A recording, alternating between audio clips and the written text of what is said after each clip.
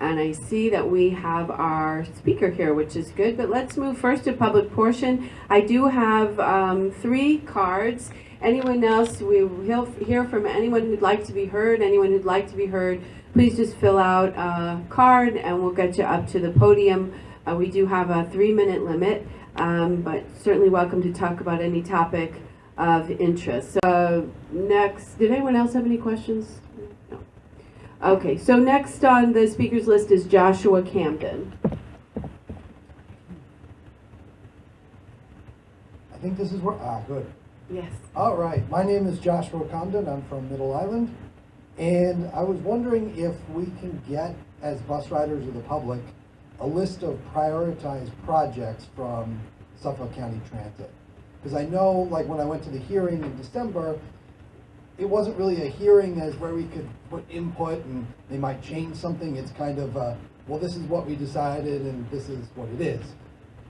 I would like to know if when Paul goes out and ends up getting more funding for Suffolk County Transit, if there's already projects set in place that money is going to be used for, or if there are other projects that are still kind of in limbo being decided that the bus riders themselves can come in and say, you know, maybe that route isn't such a good way, we can switch it here and there. So yeah, depending on the capital money and the operational money that you can get.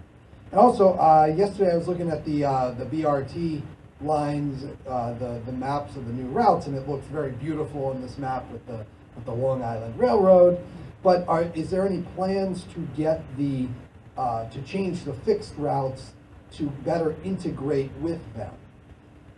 And then is there going to be later on some sort of integrating the fixed routes with BRT, with the Long Island Railroad to coordinate the schedules and timetables, and maybe some sort of shared fare structure where someone like me could get on the bus in Middle Island, go all the way up to Port Jeff Station, take the railroad to, let's say, Kings Park, and then come back down on one, fare.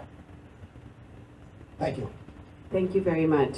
I can say that one of the reasons why this committee was formed was because of a feeling of, shall we say, lack of satisfaction with the public hearing process and the way that the decisions were made with the buses being cut, the routes being cut, without what some of us felt were adequate input from ridership. So that's one of the, and so this is a good forum for you to continue to push. We don't have the funding right now. We do have a significant structural deficit in the system, but we certainly are focused on the possibility of having a system that's efficient and robust and grows ridership as opposed to losing ridership, when we are able to secure funding. So this is one forum, but I want to let the county executives people answer that as well. So, Chris, did you want to say something first? When he mentioned the list of prioritized projects in transit, you were talking about capital projects, because that's not the money that we no, but I think I appreciate. Let me. I hope I get this right, but I think the speaker basically wants to know if and when we have funding to improve the system, will there be input from the public and the ridership to determine what routes should be created, what routes should be changed, what shelters should be built, what buses should be purchased with regard to the needs of the particular ridership, that sort of thing. Am I right? Thank you. 2 thumbs up.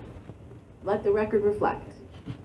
And Darnell, could you maybe give some response to the question of the speaker? Yeah, I think there were very interesting questions that were raised with regard to the BRT and how that would interact with the local bus system.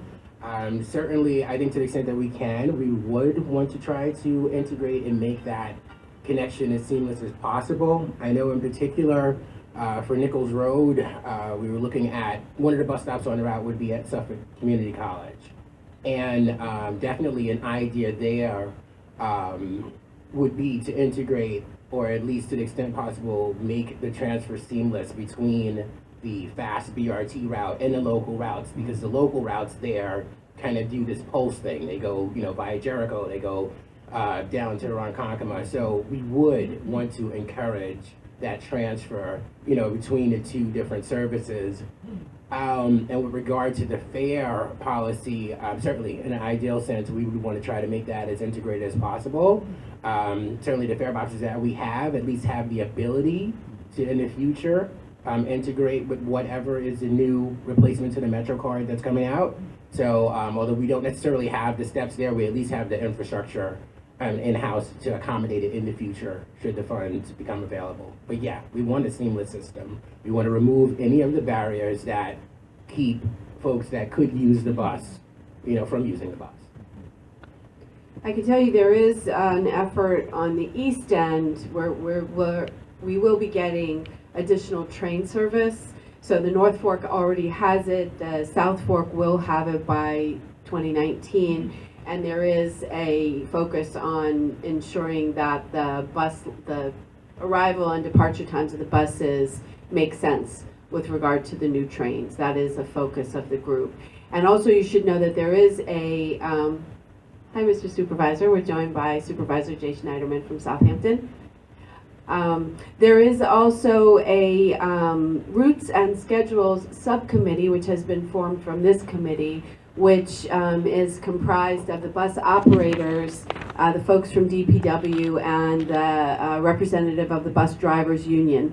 And that group has already seen a change in the schedule of the S92, which is the bus that goes from Orient to Montauk, to conform more realistically with the actual schedule. And there are other changes like that that are underway. We're also doing a survey of the bus shelters so that we can start and getting feedback from the bus drivers with regard to where shelters are inadequate and needed.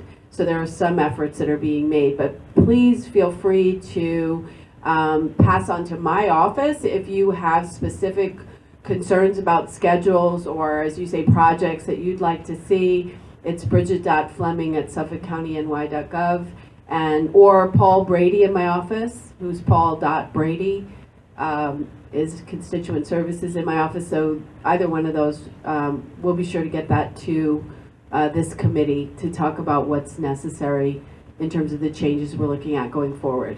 And thank you very much for your input.